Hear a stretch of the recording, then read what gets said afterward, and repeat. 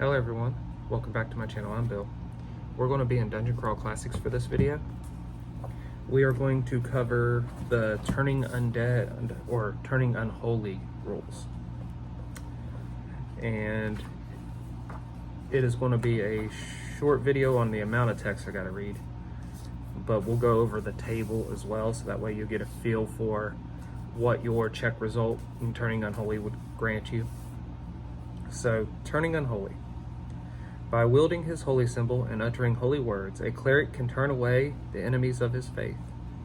A cleric can attempt to turn away undead, demons, and devils. Some clerics of a particular faith may be able to turn away other kinds of creatures, depending on what powers their deities award them. A turn check is mechanically similar to a spell check, except that luck matters. A d20 is rolled and added to the cleric's caster level. The cleric's personality and luck modifiers are also included. Compare the results of the turn check to table 4-4, which is the table we'll be going over. Turn monsters usually receive a will save to resist being turned.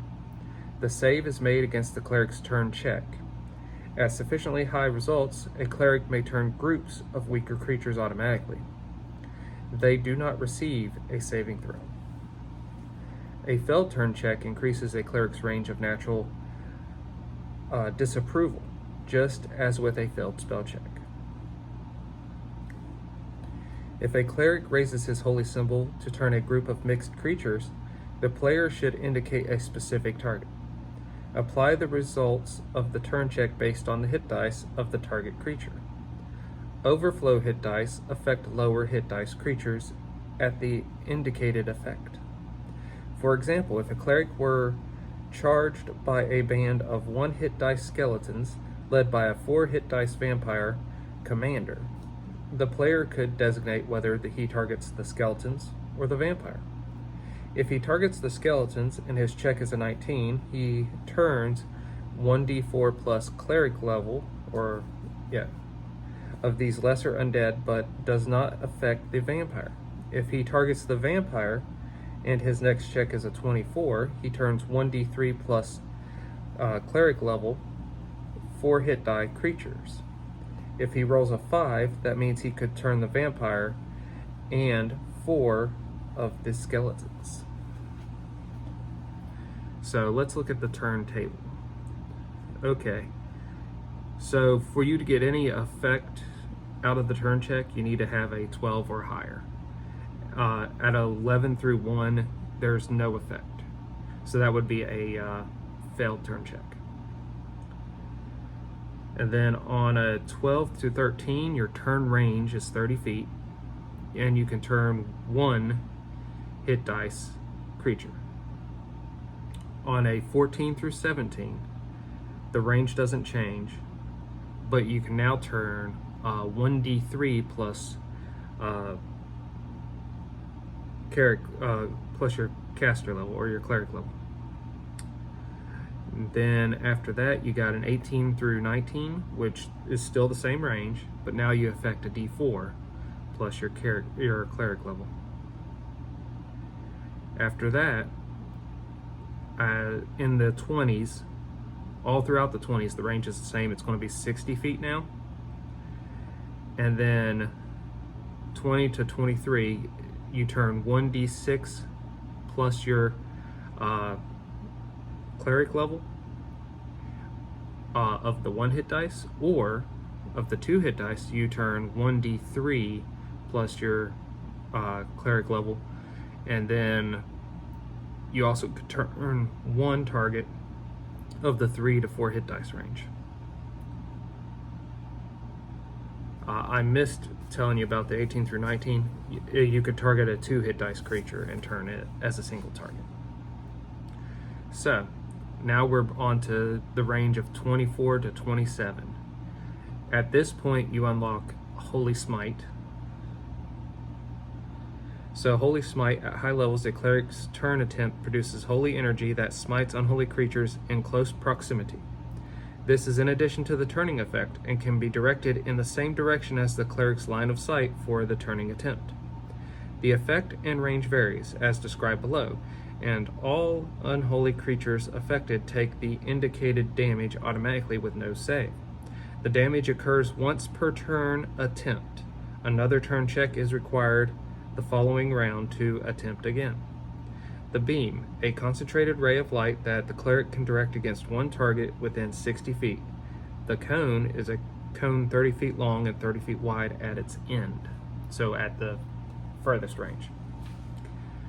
And this one starts with a beam. So 24 to 27, you get a beam that's 60 feet long, does 1d3 damage. If you target just one hit dice creatures, you would roll a d8 plus your caster level,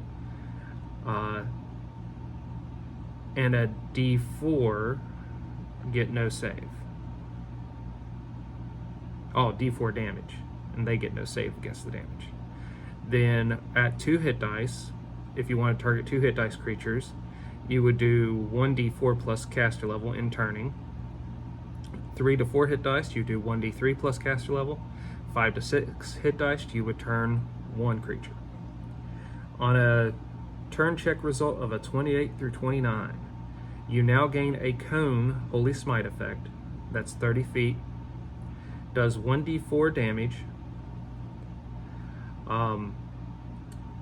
If you wanted to turn 1 hit dice creatures, you could turn 2d6 plus your caster level and deal 1d4 damage, no save.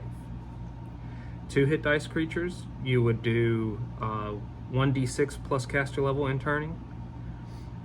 3 to 4 hit dice would be 1d4 plus caster level. 5 to 6 would be 1d3 plus caster level. And 7 to 8, you could turn 1 creature. On a 30 to 31 turn check, your turn range is now 120 feet. You gain a cone that is 60 feet long, so it'd be 60 feet wide at the end of it. It does a d5 damage.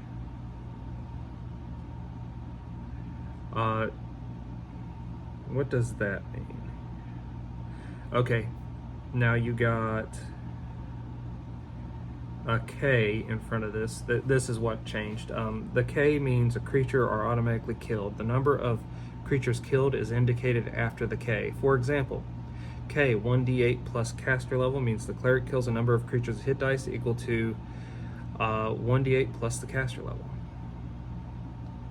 So, this kills 1d8 plus the caster level, no save, of 1 hit dice creatures if you roll a 30 to 31. 2 hit dice creatures, you turn 1d8 plus caster level and you do 1d4 damage, no save. A 3 to 4 hit dice, you would turn 1d6 plus caster level. 5 to 6 hit dice, you would turn 1d4 plus caster level. 7 to 8 hit dice, you would turn 1d3 plus caster level. 9 to 10, you would turn 1 target. On a 32 or higher on your turn unholy result, your turn range is 240 feet. Your cone of Holy Smite is now 120 feet long and also 120 feet wide at the end of it. If you target 1 hit dice creatures, you kill 2d6 plus caster level, no save. If you target 2 hit dice creatures, you turn 2d6 plus caster level, and they take a d4 damage, no save. At 3 to 4 hit dice, you would turn 1d8 plus caster level, and damage would be 1d4, no save. At 5 to 6 hit dice, you would turn 1d6 plus caster level. At 7 to 8, you would turn 1d4 plus caster level. At 9 through 10, you would turn 1d3 plus caster level. And at 11 to 12 hit dice, you would turn 1 target. So that's how the table plays out. So the higher you roll, the better, for sure. But once you hit the almost mid to upper 20s, you're now dealing that Holy Smite damage in addition to whatever you're attempting to turn. So that is very, very awesome in my opinion. So with that, that'll end the Turn Unholy video. Let me know what you all think about that video. and if it was useful to you on explaining that rule. I hope it was. Until we all gain again, guys.